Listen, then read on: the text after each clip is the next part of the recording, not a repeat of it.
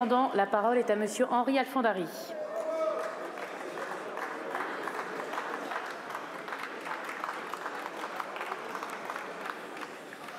Madame la Présidente, Monsieur le Ministre, Monsieur le rapporteur, mes chers collègues.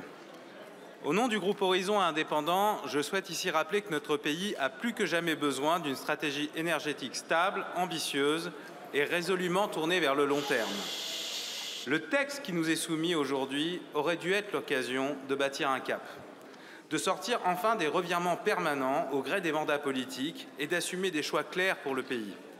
Depuis des mois, nous alertons que la publication du décret de la programmation pluriannuelle de l'énergie repose sur une base juridique incertaine. La loi, exigée par l'article L100-1A du Code de l'énergie et attendue avant le 1er juillet 2023, n'a toujours pas été adoptée, alors même que le décret est annoncé pour l'été. Cette situation crée tant une insécurité juridique qu'une insécurité sur le cap à tenir. Cette PPE mise sur un scénario décroissant et repose sur des travaux rendus obsolètes par les différentes crises internationales. Elle expose notre stratégie nationale à des contentieux, affaiblit la crédibilité de l'État et inquiète légitimement les acteurs du secteur. Une inquiétude tant sur la forme que sur le fond.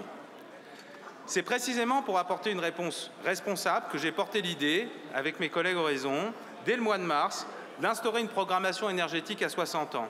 Une programmation soumise à une présentation régulière des travaux devant le Parlement, dans le respect de nos institutions et de notre démocratie. Ce cap énergétique, avec le groupe Horizon Indépendant, nous l'avons présenté à nouveau lors de l'examen de ce texte. Loin des manœuvres politiciennes, ce travail est une démarche de fond qui affirme que l'énergie n'est pas un sujet technique parmi d'autres, mais le garant de notre développement, de notre compétitivité et surtout de notre sécurité nationale. Car oui, dans le contexte géopolitique actuel, une nation qui ne maîtrise pas son énergie est une nation vulnérable. Vulnérable aux chocs extérieurs, vulnérable aux tensions d'approvisionnement, vulnérable face aux ambitions de puissance moins scrupuleuses, vulnérable au prix de marché des énergies fossiles, vulnérable à la perte de crédibilité de sa propre parole quant à ses objectifs climatiques. Une nation qui maîtrise son énergie, c'est une nation qui assume son destin. C'est une volonté claire, pas une série d'ajustements administratifs. C'est garantir à toutes nos entreprises la stabilité nécessaire pour investir, innover, produire.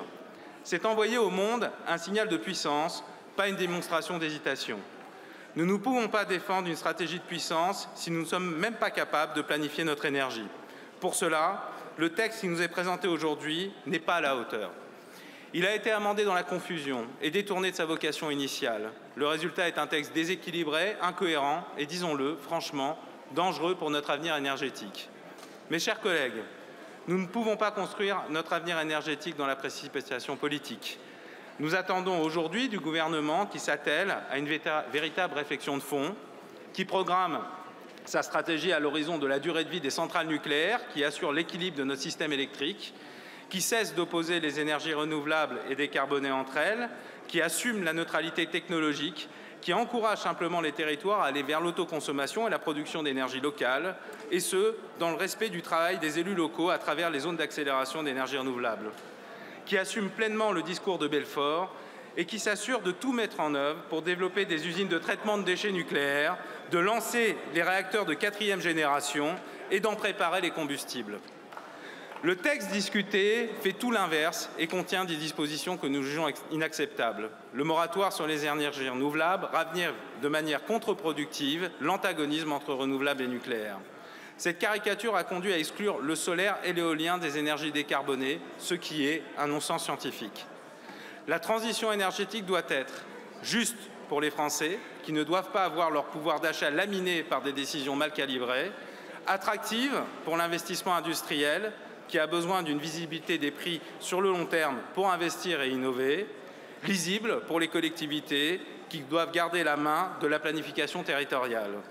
Pour toutes ces raisons, le groupe Horizon votera contre cette proposition de loi dans sa version actuelle, non par posture, mais par exigence, exigence scientifique, exigence économique et exigence de crédibilité face aux enjeux de notre avenir. Nous espérons que ce texte, une fois transmis au Sénat, pourrait y être retravaillé avec le sérieux et la méthode pour donner un cap clair et un avenir solide à notre pays. Je vous remercie. Merci, Monsieur Alfandari. Je vous demande de faire un peu moins de bruit, mes chers collègues, pour écouter notre